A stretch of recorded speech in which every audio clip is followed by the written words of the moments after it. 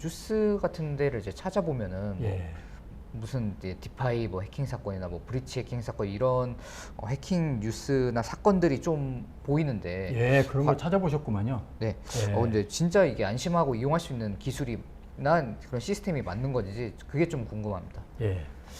사실 이런 금융기관, 전통 금융기관 우리가 이제 말하는 은행이라든지 그 사건 사고가 많이 일어나잖아요. 횡령 사고가 가장 중요한 게 그 이제 방어벽이라든지 방화벽이라든지 이제 세큐리티 문제인데 그런 책임자들이 사실은 부주의하거나 아니면 본인들이 범행을 저지르거나 이런 경우가 많은데 지금도 사실은 오르빗 사건 같은 경우에도 뭐 일부 방송에 의하면 그 정보 책임자가 그 방화벽을 느슨하게 만들었다 이런 것들이 가끔 흘러나오거든요. 그리고 그 사람이 혐의가 좀 있을 수도 있다 이런 경우가 가끔 나오는데 근데 이거 같은 경우에는 블록체인에서 전 세계적으로 노드가 이제 다 있는데 그 노드를 다 바꿔야만 이 사건 사고를 일으킬 수가 있거든요. 노드란 건 어떤 개념일까요?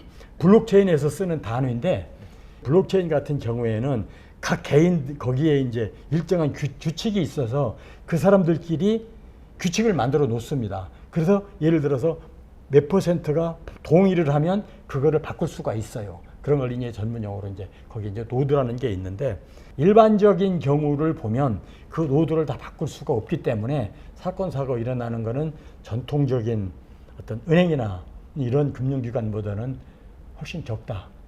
지금까지 통계적으로 그렇게 보는 게 정확할 것 같습니다.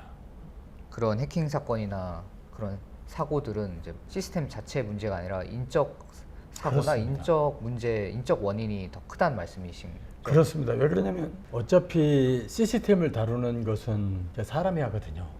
그런데 이제 이 오르빗 브리치 해킹 사건 같은 경우에는 올해 1월 1일 날 1,080억 원이 해킹된 사건입니다. 이 오르빗 브리치는 이제 서로 다른 블록체인 간의 자산 이동을 돕는 어떤 크로스 체크인 그런 플랫폼인데요. 뉴스 같은 걸 보면은 거기에 세큐리티를 책임자가 그 방화벽을 조금 느슨하게 만들었다. 그리고 이제 그 세큐리티 책임자가 강요될 수도 있다. 이런 뉴스가 가끔 나오는데 그런 어떤 모럴 해저드 같은 것들이 개입될 여지가 있는 거고요. 그러나 이제 전통적인 우리가 말하는 이제 은행이라든지 이런 금융기관에 비해서는 이 블록체인 상에서 어떤 노드라든지 변경시키는 것이 훨씬 더 어렵기 때문에 이 전통 금융기관보다는 적다. 그리고 통계적으로도 굉장히 그런 거 보면 빈도수도 적고 액수도 적다. 이렇게 지금 나와 있는 것이 사실입니다. 그래서 비교적 안전하다는 말씀이죠. 그리고 약간 관심을 갖고 이제 좀 접근하려는 분들도 계시는데 예. 그 복구, 뭐 시드, 뭐 그런 문구를 뭐 무조건 외워두거나 어디 적어둬야 된다고 하는데 이런 것들이 좀 어떤 분들에게는 진입 장벽으로 좀 느껴지는 경우가 있더라고요. 예. 이런 분들을 위해서 좀 편하게 이용하기 위한 그런 조언이나 팁 같은 것들이 있을까요? 컴퓨터 처음 배우실 때 막 펀칭하고 우리는 그랬거든요. 우리 선생님 같은 경우는 펀칭 같은 거 없었잖아요. 처음 듣습니다. 그리고 컴퓨터에 그 자막에 쓸 때 처음부터 막 명령어도 막 우리가 쓰고 막 그랬거든요. 그런데 그거 처음에 다 익혔거든요. 사실은 어렵긴 어려워요. 그런데 예를 들어서 40년생부터 시작해서 뭐 60년대생 이런 분들이 사실 돈을 많이 가지고 있거든요. 이런 분들은 사실 이거 배우기 힘들거든요. 지금 이거 디파이라든지 예수스라든지 블록체인이라든지 이런 것들은 80년대생 이후들이 이제 익숙한 거거든요. 그래서 혁신금융을 이용하고자 하면 웬만한 불편은 감수하고 배우셔야 돼. 그렇지 않으면 이거 혁신금융을 쓸 수가 없어요. 그 대신 따르는 게 뭐냐면 더 수익도 높고요.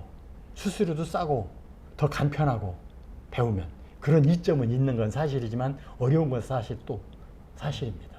예. 그 뭐 우리가 이제 마우스 쓰면은 윈도우에서 금방 클릭하면 나가잖아요. 그것처럼 내가 보기에는 그런 케이스가 조금 있으면 나오지 않을까. 아직까지 그 단계는 아니에요. 왜 그러냐면 이게 초기 단계다 보니까 아직 그 단계까지는 머물지 못한 것 같습니다. 네. 예. 컴퓨터로 비유를 하자면 이제 초창기 컴퓨터처럼 뭐 천공 카드를 뚫거나 뭐 일일이 예. 이제 사람이 코딩을 하는 수준 약간 그 단계에 가깝다는 말씀이시죠? 그렇습니다. 왜 그러냐면 지금도 뭐 외워야 되는 것도 있고 뭐 복구 카드 쓰려면 막 12개의 막 단어도 막 써야 되고 막 그러거든요. 그런 것들이 나중에는 조금 더 쉬워지지 않을까 저는 그렇게 생각을 합니다.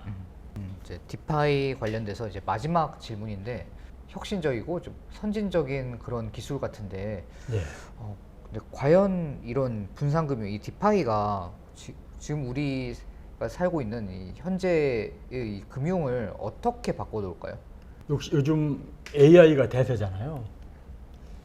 이게 디파이를 얘기를 하다 보면은요, 이 AI가 나올 수밖에 없어요. 왜냐하면 AI가 이 세상을 바꿔놓고 있습니다, 현재. 디파이만 놓고 보면은 우리가 말하는 간편하고 빠르고 싼 거는 다 갖춰졌거든요.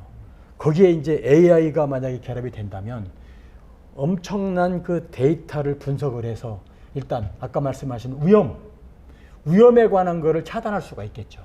위험 요소를 AI가 차단할 수 있을 것 같아요. 그리고 두 번째로는 그 예측 분석.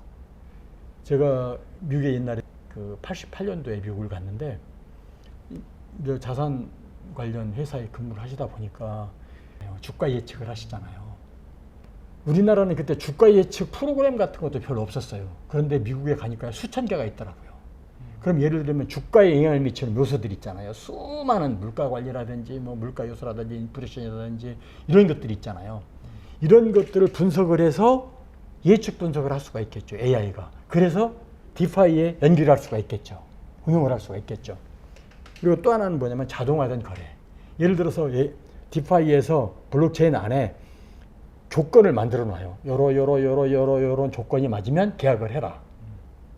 그러면 거기에 자동으로 AI가 들어와서 디파이 속에서 자동으로 계약을 할 수가 있겠죠. 또한 뭐냐면 포트폴리오 관리도 할 수 있겠죠. 이런 포트폴리오 숫자가 예를 들어 수십 개가 있으면 거기에 적절하게 맞춰 놓으면 AI가 분석을 해서 디파이에 넘겨주면 디파이에 있는 그 시스템대로 금방 응용이 될 수가 있겠죠. 금융 투자를 할 때 포트폴리오도 제대로 될 수 있고 예측 분석도 할 수 있고 위험도 적게 되고 그러면 결과적으로는 수익률 상승으로 이어질 수가 있겠죠. 예. 위험은 이제 줄이고 이제 수익률은 그렇습니다. 이제 높일 수 있는 좀 혁신적인 기술이자 이제 금융이 될 수 있겠군요. 저는 그렇게 생각을 합니다. 그게 아마 조만간 나올 것 같은데요. 손정희 회장이 그런 얘기를 했더라고요. 2030년에는 사람보다 10,000배 똑똑한 AI 인간이 나온다고. 그럼 그 똑같이 그 AI 인간이 이거를 이제 디파이에 연결을 해서 이런 것들을 해주겠죠. 그렇기 때문에 말씀하신 대로 수익률은 높이고 리스크는 적게 만들고 금융하시는 분들은 그게 환상이 아닐까요? 오늘 이제 그 분산금융 이 디파이에 대해서 좀 확실히 쉽지 않은 개념이었을 때도 불구하고 좀 쉽고 명쾌하게 알려주신 고종문 작가님께 이제 감사드리면서 영상을 마치도록 하겠습니다. 감사합니다.